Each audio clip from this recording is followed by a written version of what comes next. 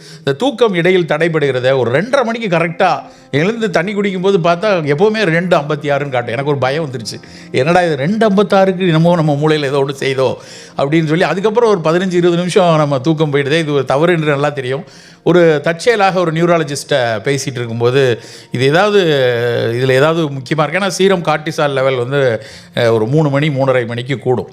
அந்த 3:30 மணிக்கு cortisol elevate ஆகிறதுனால தான் நிறைய பேருக்கு வந்து அந்த பின்னிரவை தாண்டி வந்து நமக்கு வந்து நிறைய பேருக்கு மாரடைப்பு வருவது, ஸ்டேட்டஸ் ஆஸ்மாட்டிகஸ்ன்னு சொல்லக்கூடிய இறைப்பு நோயில் ஆஸ்துமாவின் தீவிரம் வந்து 2-3 மணிக்கு நிறைய பேருக்கு வரும்.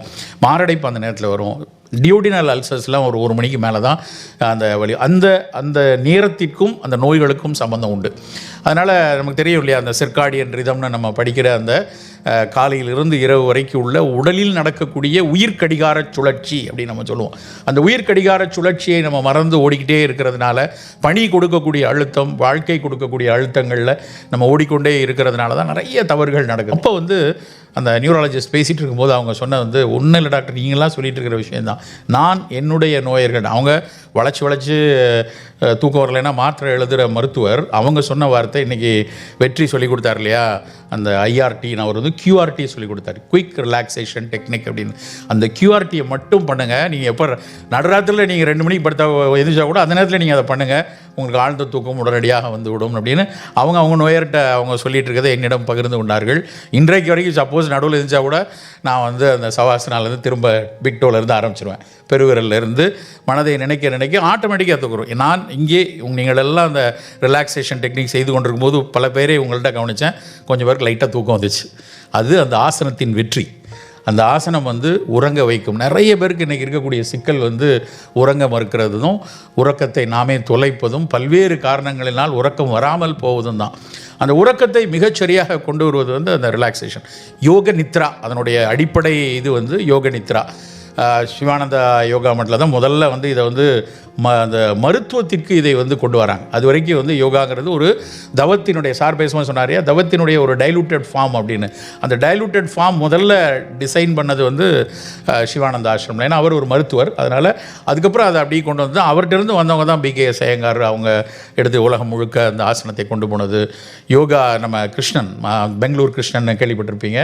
யோகாவை இந்திய அளவில் மிகப்பெரிய அளவில் ஆசனாண்டியப்பனுடைய குரு அவர் மிகப்பெரிய அளவில் இருக்கட்டும். இன்றைக்கு இதை பிரபலமாக்கி கொண்டிருக்கக்கூடிய பதஞ்சலியில் உள்ள அவங்க ராம்தேவ்ஜி, அதுக்கப்புறம் இங்கே ஈஷா, எல்லாருடைய இந்த குருமார்கள் இவங்க எல்லாருமே சிவானந்தாவிலேருந்து எடுத்தவங்க தான்.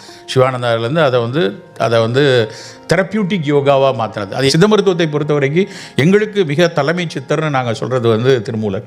அவங்க திருமூலரனுடைய 3ஆம் தந்திரம் 9ஆம் தந்திரம் 2 இதுலேயும் வந்து யோகாவை பற்றி தான் அவங்க பேசுகிறாங்க. ஒரு விஷயம், ஏற்றி இறக்கி இருகாலும் பூரிக்கும் காற்றை பிடிக்கும் கணக்கறிவாளருக்கு கூற்றை உதைக்கும் குறியதுவாமே.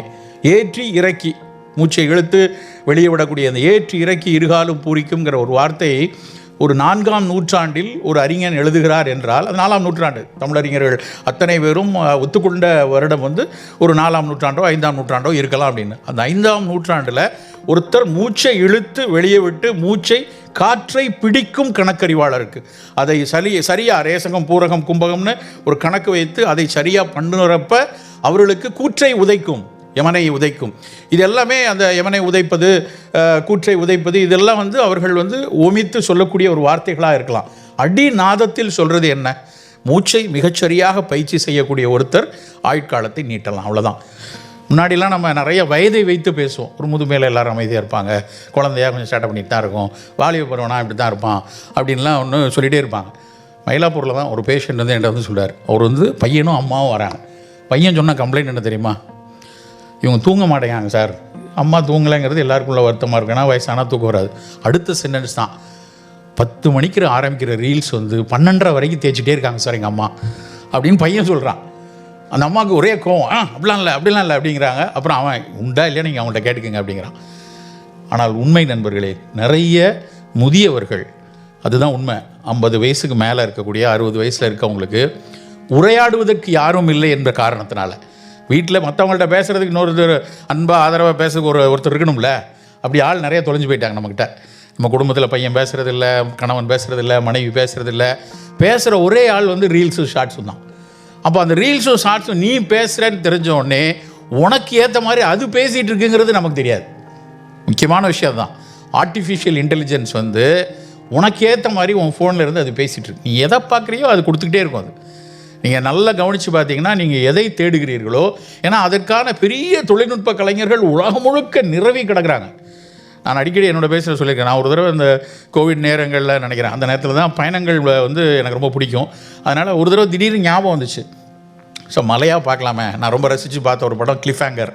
ஸோ கிளிஃப் ஹேங்கர் ரொம்ப அப்படியே மேமலை அப்படியே காட்டு எப்படிலாம் நல்லா இருந்தது அப்படின்னு கிளிஃப் ஹேங்கர் படம் நல்லா இருந்துச்சு. எவரெஸ்ட்னு ஒரு படம் பார்க்கலையே, அதை பார்ப்போம் அப்படின்னு எவரெஸ்ட் எடுத்து பார்த்தேன். அதுக்கப்புறம் இன்னொரு திரைப்படம் வந்து இந்த ஆண்டி மலைத்தொடர்னு, அந்த தென் அமெரிக்காவில் இருக்கக்கூடிய ஆண்டி மலைத்தொடர்களை பார்க்கணுன்னு, அதை பார்க்கணும்னு தோணுச்சு. அப்புறம் அமேசான் பார்க்கணும்னு தோணுச்சு.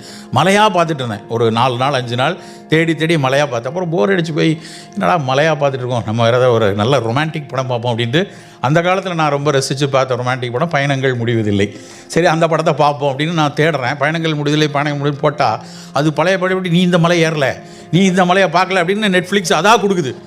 நான் காதல் பண்ணணும்னு நினச்சா நீ ஏன்டா மலை ஏற வைக்கிற அப்படின்னா, ஆர்டிஃபிஷியல் இன்டெலிஜென்ஸ் வந்து புரிஞ்சுக்கிட்டு நீ மலை தான் பார்க்கணுன்னு முடிவு பண்ணி, சரி இந்த மலையை ஏறித்தான் ஆகும் அப்படின்னு ஒரு மலையை பார்க்கக்கூடிய ஒரு தன்மையை நான் உள்ளே நுழையக்கூடிய அளவில் இருக்குது. அதே தான் இன்றைக்கி பார்க்குற நம்ம ரீல்ஸு ஷார்ட்ஸ் எல்லாமே. இரவில் நீங்கள் வந்து பார்க்கக்கூடிய உங்களுக்கு பிடித்த எதுங்கிறது உங்களோட கம்ப்யூட்டருக்கு தெரியும். அதுக்கப்புறம் உங்களோட அந்த சிஸ்டமுக்கு தெரியுங்கிறது. அந்த ஸ்மார்ட் ஃபோன் வந்து உங்களுக்கு பிடிச்ச விஷயத்தை திரும்ப கொடுத்துக்கொண்டே இருந்து உங்கள் மூளை அப்படியே அலர்ட் ஆகிட்டே இருக்கும். சித்த மருத்துவம் என்ன சொல்லுது அப்படின்னா, இரவு வந்து பித்தம் வியாபிக்கிற நேரம். அந்த பித்தம் கூடும்போது நம்ம வந்து தூங்கினாதான் மறுநாள் காலையில் வந்து நம்ம இரவில் வந்து பித்தம் கூடியிருக்கும். மறுநாள் அதிகாலையில் அந்த பித்தத்தை குறைக்க வேண்டும் என்பதுக்காக தான் காலையில் எழுந்திரிச்சு குளிக்கிறோம். நம்ம அழுக்கு தேய்ச்சி சோப்பு போட்டு ஷாம்பு போட்டு குளிக்கணும் அப்படின்னா எல்லோரும் சாயந்தரம் தானே குளிக்கணும். வேலையெல்லாம் போயிட்டு வந்து மேலெல்லாம் அழுக்க கழிக்கணும்னா, கழுவுவதல்ல குளித்தல்.